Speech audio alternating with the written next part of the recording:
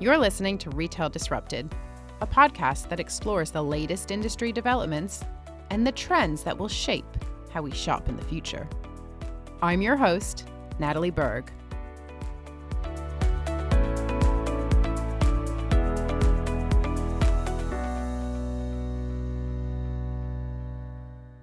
I have a very special guest for you on the podcast today. I am going to be speaking to the one and only Theo Paphitis. Theo is the chairman and owner of Ryman, Robert Dyas, Boux Avenue, and London Graphic Centre. He's also been a TV dragon, and he is the creator of Small Business Sunday, now one of the largest small business communities in the UK. The interview I'm sharing with you was recorded live at Spring Fair in Birmingham last week. Now, unfortunately, when doing these things live, technology doesn't always comply, and we lost almost all of my audio. So I know you're here for Theo's commentary more than mine, so, hopefully it shouldn't affect things too much. But I just wanted to give you a heads up because today's episode is going to sound a little bit different. It was genuinely such an honor to host this session. So a huge thank you to Theo and his team for the opportunity. And for all the retailers that are listening, if there's one thing I'd like you to take away from this conversation, it's this. You need to have a reason to exist. You've got to know what your strengths are. You've got to know how you differentiate from your rivals. And then you've got to execute really well. So, without further ado, I hope you enjoy this conversation with Theo.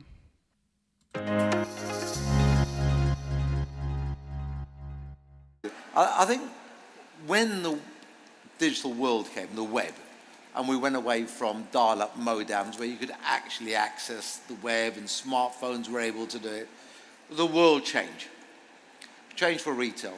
And I remember talking at a conference, 20 odd years ago, and saying, and there's a whole lot of retailers. And I said to everybody, if you lost 15, 20% of your turnover overnight, how many of you would be profitable? And no one put their hand up. Because the infrastructure costs and the way everybody was geared up was to sell through their stores. And I said, well, the reality is we're all going to lose that much of our turnover from our stores. So our cost bases are going to be key here. The cost bases of chains of retailers, rent, rates, staff, backroom teams, the buying teams, the marketing teams, that has got so expensive. And of course, online retail doesn't have to pay the same cost base as physical retail. Now you might say, well, Theo, that's the way of the world. It's survival of the fittest, my old son. And there's a strong argument there. But there's also a strong argument that says everybody should be competing on a level playing field. At the moment, that doesn't exist, which is why you're seeing so many physical stores shutting down. But if I can pick out somebody who's doing well at the moment and continues to do well, and has got a business model that's not set in stone, but is an evolving business model that adapts to the way the consumer wants to be served. And that's Next. I mean, that Next is one of those big organizations in retail that could have gone exactly the same way as everybody else that's gone. But it hasn't. It's prospered because it's changed its business model. And it very quickly, and it did have an advantage because it had the catalogue. So the whole infrastructure and logistics and systems are brilliant. And that's been the difference about a really successful retailer and then some of the ones that we've known and loved, British Home Stores we've talked about in the past, Debenhams we've talked about, lots of the brands that have disappeared. They didn't adapt to that joint way of retailing, which if you're a physical retailer, you must work closely with the digital side of the economy. Fact.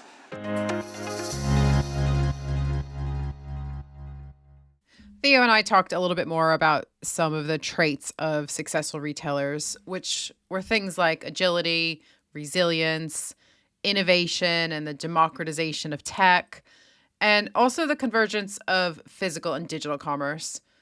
This then brought us nicely onto the topic of Ryman's new mobile app. Ryman just launched its first ever mobile app. You know, it's a 139-year-old brand. It's the first time that moving into this digital space. So I think that in itself is really interesting. You know, how do we take these heritage brands and bring them into the 21st century? It was also interesting to get Theo's wider thoughts on the app and what they're trying to achieve. The aim is to disrupt the online greeting card sector. So a shopper can click into the app and choose from thousands of card designs, personalize a card, and then instead of waiting for it to be sent to their house or directly to the recipient, they can choose to collect it in store, which again is more convenient for a lot of people. So I found it really fascinating to get Theo's thoughts on how they're looking to their stores as assets in this digital era. And again, you know, just utilizing the best of physical and digital to elevate that customer experience. So here are Theo's thoughts on the new mobile app from Ryman. We had to put Wi-Fi in the store so people could actually download in the store should they wish and download the app, design it in the store if they wish. But the fact that we could print your card out there and then, and you can pop into the store once, a couple of minutes, pick it up. You don't have to pay because you've already paid on your phone. And it was a fact of then entering a market which is massively competitive, born out of the digital age, which is personalized cards, and link it in with the service of a 130-year-old service industry in the high street. So we're very excited about that. And it's early days, it's only a few days, but we are very excited with the outcome. You know, your McDonald's and coffee delivered to your door, and that's fine. But what we do know is that we have to have a reason to exist. And that's something we all have to keep asking ourselves. Why do we exist? Why does our physical store exist? Why is somebody, other than it's our store, going to come into our store? And we do have to accept that the customer's changing and the digital world is here to stay and is evolving. But our stores are assets. And when we talk about greeting cards, for me, it's fabulous because it's a consumable product, so people use it, and it's a repeat purchase, so they can come again. They come into my store. They might see something else they like to buy at the same time.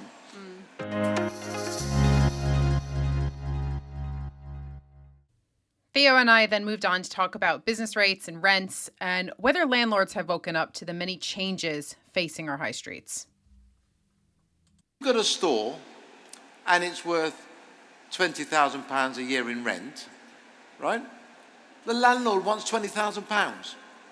If you don't pay him 20 or her or them or corporates £20,000, there is obviously somebody else out there that will. So that's the value of that store. So that landlord doesn't have to wake up at all. We've got to wake up and see whether our business can afford to survive in there. Now, where that changes is not in the rent, because I can tell you with 350 odd stores, most of them are leasehold and we have landlords, we've seen huge decreases in rents. All the retailers I know have and have got decreases as we have leases coming up for renewal. There is one particular organisation we can't negotiate with, and that's the local authority on business rates. And that is what's comical. So they can say to you, we want X in business rates, even though your rent is half what they're valuing it at. It doesn't make any sense. You can't negotiate with them. So your only option is to shut down. Whereas you can say to the landlord, if you don't agree with me on that rental, I'm going to shut the shop. And the landlord knows what that shop is worth. And if they can't get any more from someone else, they say, okay, fine, you can stay, because that's the right rent. Whereas the local authority says, no, you shut that shop or otherwise I'm going to bankrupt you. Theo and I then talked about how the majority of businesses fail within the first couple of years. I asked him how business owners can avoid becoming a statistic, and also to discuss some of the challenges of running your own business. I think everyone would like to succeed first time round. Yes, but the reality is you won't. as you quite rightly point out, over 50% of businesses fail in the first 2 years. That's a terrible statistic. And that is because, I mean, we don't deserve to survive, in fairness, but it shows how resilient an entrepreneur is. But that statistic is terrible, and it's terrible because it's educational, and we haven't done our homework. We've got all that enthusiasm, that passion, that desire, but we just haven't done our homework. How many times have you guys watched programs like Dragon's Den and somebody goes up? Those are the things that have got to be covered. And I know there's a lot more of it. We talked about NatWest accelerators.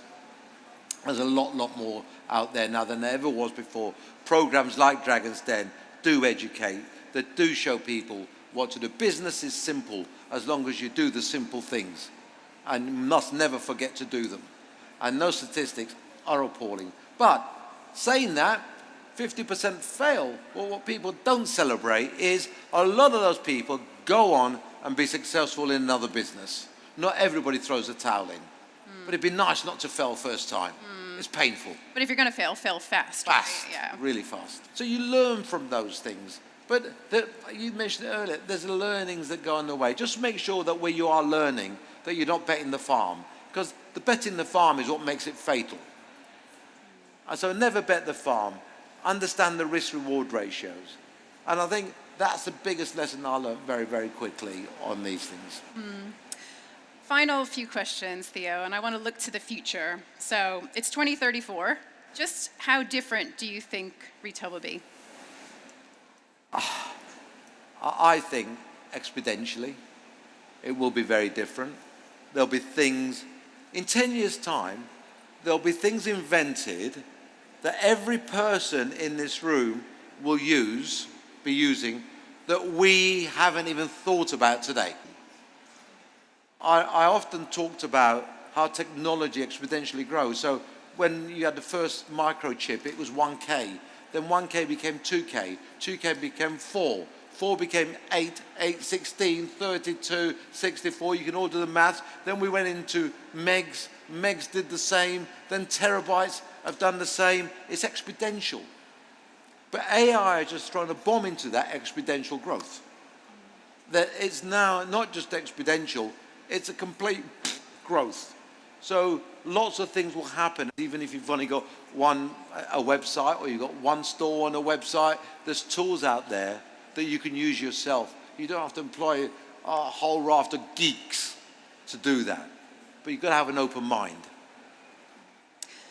Exponential change, but do you think that the fundamental rules of retailing will remain the same? So at the end of the day, does it still boil down to having a good product at a good price, good service, convenience? Are those sort of key pillars of retail, will they remain despite all of the broader kind of tech changes that we're seeing? I think they'll remain, but I think you'll be apportioning different values to those pillars. And it will be, customers are becoming very, very individual.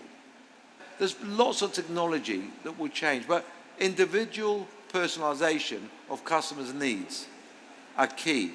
And only people can deal with that in the delivery of it. Machines are one thing, but I think humanity will deliver that. Because that's an emotion. Yeah, so interesting, that kind of real-time hyper-personalization. It definitely feels like that's the way that the industry is moving. Theo, it's been such a privilege having you here with us today, so thank you very much. Pleasure, thoroughly enjoyed it. Thank you.